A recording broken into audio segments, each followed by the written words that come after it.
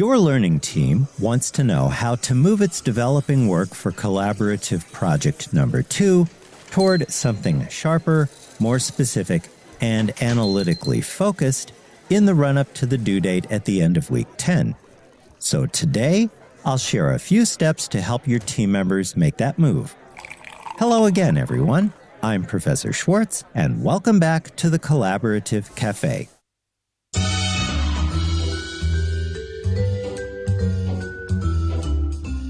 Welcome to the Collaborative Café, where we brew up innovative approaches to student collaboration and development of 21st century skills.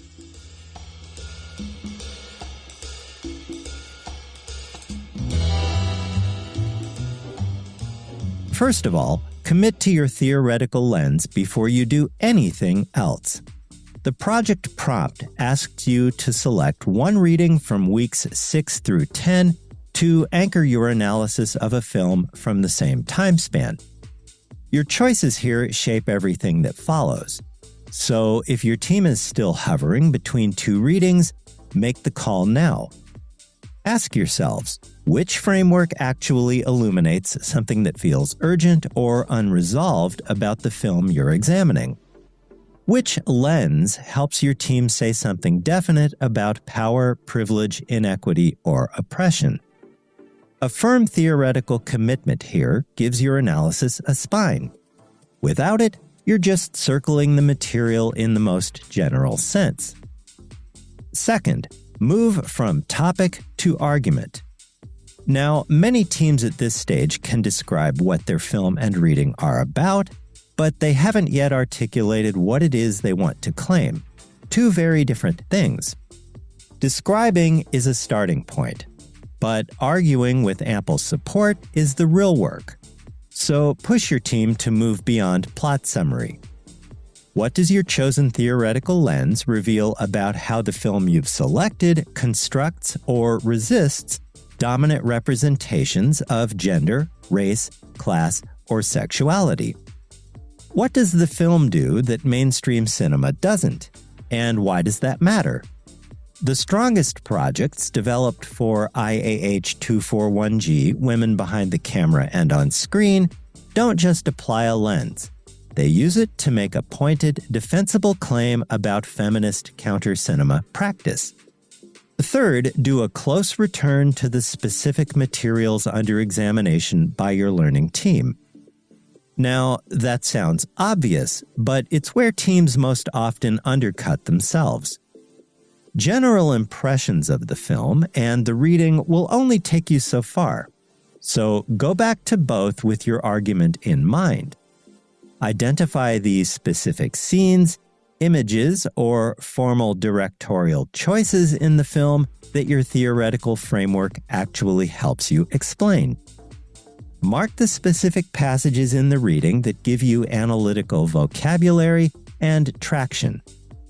The more exactly your team can link textual evidence to theoretical concept, the more persuasive and intellectually penetrating your project becomes. Now, those 3 steps can bring your team a long way toward analytical clarity. But in just a moment, I'll share one more move, the one that keeps your analysis honest and prevents your project from becoming circular. Sit tight to learn more.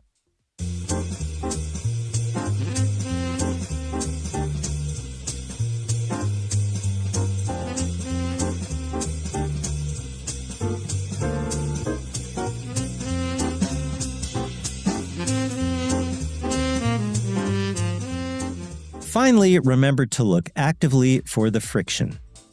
The most interesting analysis almost never comes from a perfect fit between theoretical lens and film. Instead, it comes from the places where the theoretical framework strains, where the film complicates, exceeds, or even contradicts the reading you've chosen. That friction is an opportunity for genuine intellectual insight, so lean into it. Let your team ask, what does this film do that our theoretical lens can't fully account for?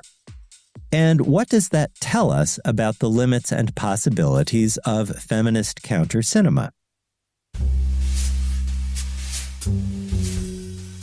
You're listening to the Collaborative Café, where we brew up innovative approaches to student collaboration and development of 21st century skills. If you find this episode helpful, hit like, share, and subscribe.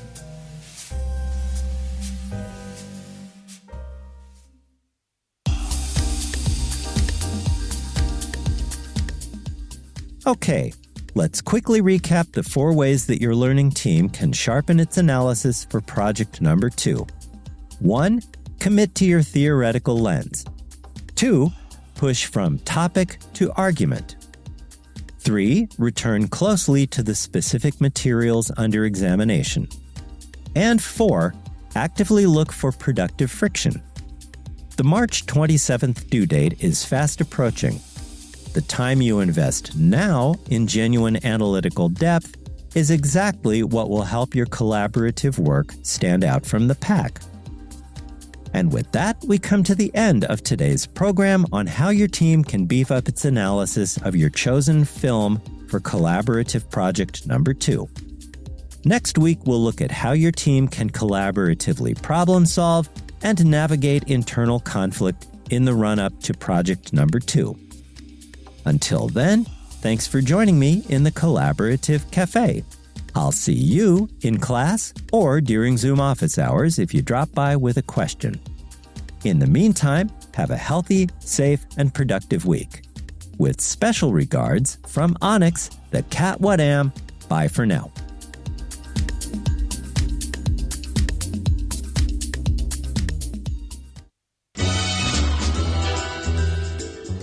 Thanks for dropping by the Collaborative Café.